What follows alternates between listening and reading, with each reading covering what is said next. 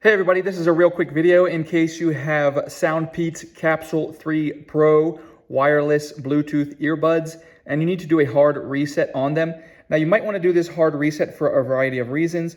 If the earbuds will not connect to Bluetooth, or if sound is only coming out of the left ear or the right ear, or if they keep disconnecting, any kind of connection issues or sound issues can be very often fixed with troubleshooting them with a hard reset. Now this will delete the pairing, so you will need to repair them with whatever device you want to use them on.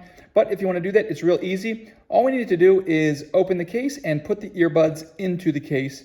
And leaving the case open, just make sure the light blinks so that they are in there and charging.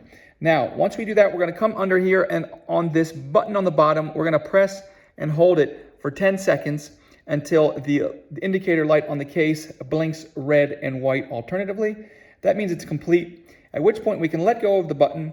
Then we can close the case, open the case again, remove the earbuds, and pair them like a new set of earbuds.